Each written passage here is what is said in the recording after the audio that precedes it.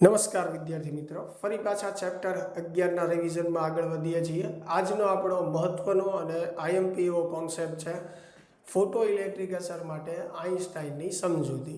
હવે આપણને ખ્યાલ જ છે કે ફોટો ઇલેક્ટ્રિક અસરના પ્રયોગમાં જે પ્રાયોગિક તારણો મળ્યા અને તરંગવાદની જે થિયરી છે એ બીજાથી વિરોધી છે.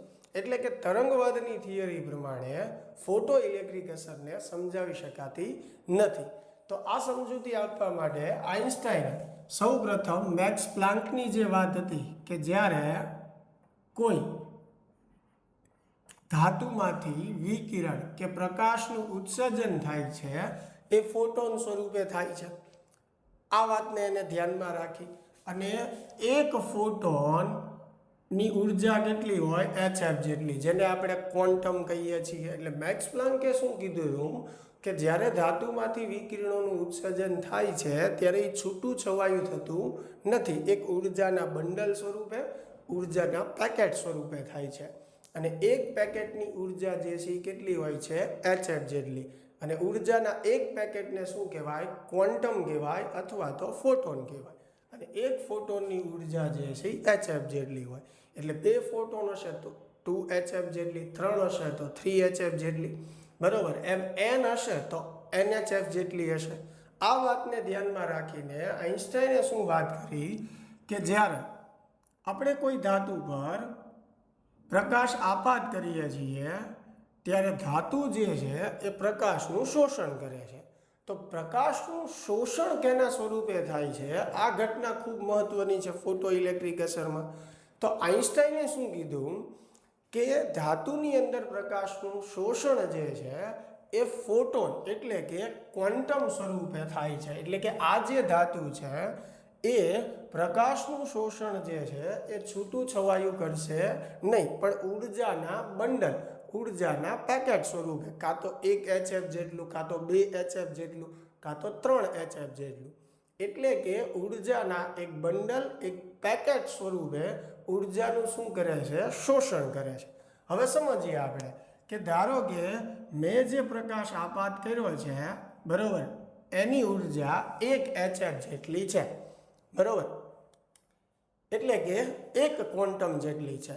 હવે આ ધાતુની અંદર કોઈ ઇલેક્ટ્રોન છે જેનું વર્ક ફંક્શન જે છે એ 1 hf કરતાં વધારે છે.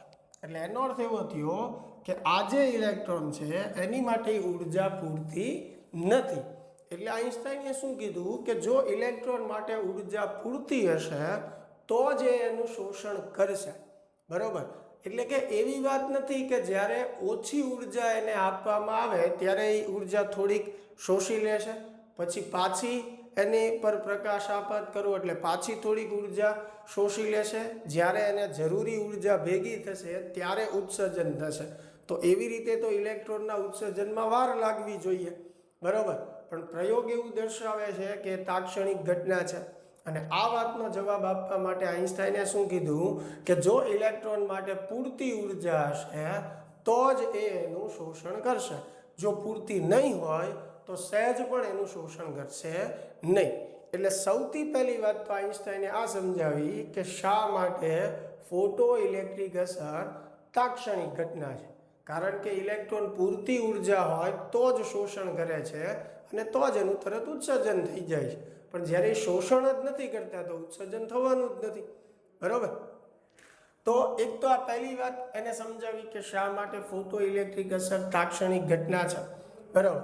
હવે સમજીએ કે આ જે ઇલેક્ટ્રોન છે એની ગતિ ઉર્જા કઈ રીતે આવૃત્તિ ઉપર આધાર રાખે છે.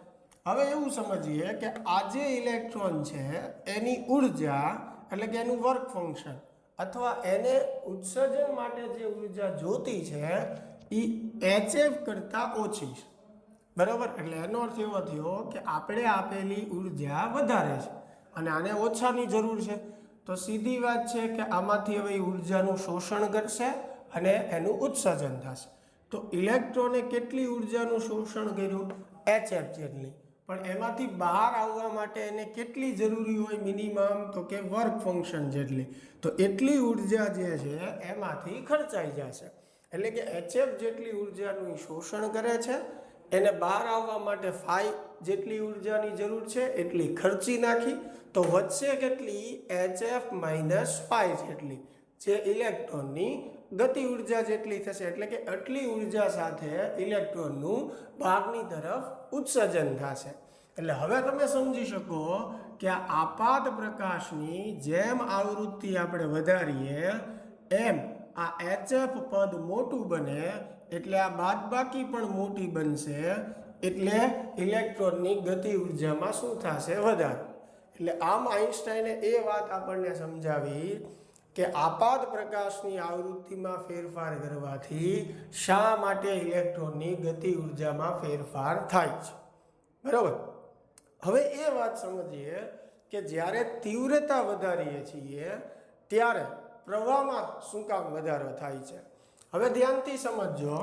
એક સિમ્પલ અને સાદા ઉદાહરણ દ્વારા હું તમને સમજાવું કે ધારો કે આ ધાતુની અંદર અહીંયા 5 ઇલેક્ટ્રોન છે અને એક ઇલેક્ટ્રોનને બહાર આવવા માટે HF જેટલી ઉર્જાની જરૂર છે. એક ઇલેક્ટ્રોનને બહાર આવવા માટે HF જેટલી ઉર્જાની જરૂર છે, અથવા એનાથી ઓછી, એવું સમજીએ. બરાબર. આ સિમ્પલ ઉદાહરણ લઉં છું. તો ધારો કે મેં અહીંયા પ્રકાશ જે આપાત કર્યો એની તીવ્રતા I છે. બરાબર.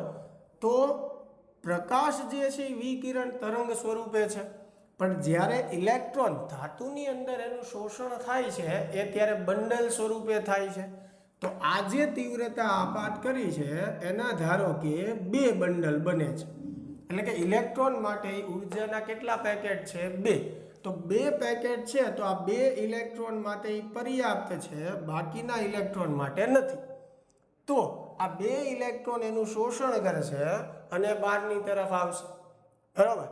પણ હવે જ્યારે હું તીવ્રતામાં વધારો કરું, હવે તીવ્રતા વધારી એટલે એનો અર્થ એવો થયો ઉર્જા વધી. હવે ઉર્જા વધે છે ત્યારે ઇલેક્ટ્રોન તો એને પેકેટ સ્વરૂપે ગ્રહણ કરે છે, એટલે એનો અર્થ એવો થયો કે એની માટે પેકેટ વધ્યા.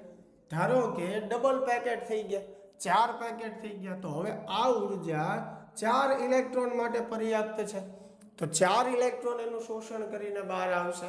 એટલે કે જ્યારે આપણે પ્રકાશની તીવ્રતામાં વધારો કરીએ છીએ ત્યારે ઉર્જાના પેકેટમાં વધારો થાય છે, એટલા માટે ઇલેક્ટ્રોનની સંખ્યામાં વધારો થાય છે અને ફોટો પ્રવાહ જે છે એમાં શું થાય છે? વધારો થાય છે.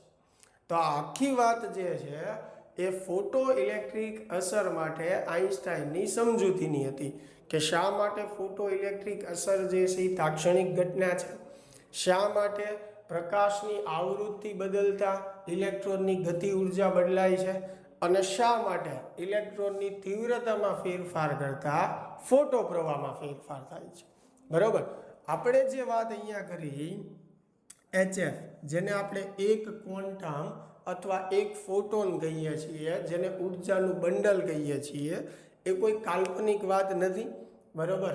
ફોટોન જે છે એ દ્રવ્ય કણની જેમ એક વાસ્તવિક જ કણ છે, અને આ વાત જે છે તમને થિયરીમાં પણ પૂછી શકે છે કે ફોટોનના ગુણધર્મ જણાવો. બરાબર. તો ફોટોનના ગુણધર્મની અંદર કે ભાઈ ફોટોન દ્રવ્ય કણની જેમ વાસ્તવિક કણ છે, એ દ્રવ્ય કણોની જેમ આંતરક્રિયા કરી શકે છે, દ્રવ્ય કણોની જેમ એ દળ સંરક્ષણ અને વેગમાન સંરક્ષણના નિયમોનું પાલન કરે છે. બરાબર. અને ફોટોન જે છે એ વિદ્યુત ક્ષેત્ર કે ચુંબકીય ક્ષેત્ર વડે વિચલિત થતા નથી, કારણ કે ફોટોન વિદ્યુતની દ્રષ્ટિએ તટસ્થ છે. તો આ બધા જ જે છે એ ફોટોનના ગુણધર્મ છે. ફોટોનના વેગમાન જે છે એ HF/c દ્વારા આપી શકાય છે. ફોટોનનું દળ જે છે એ HF/c² દ્વારા રજૂ કરી શકાય છે. તો આ બધા ફોટોનના ગુણધર્મ છે.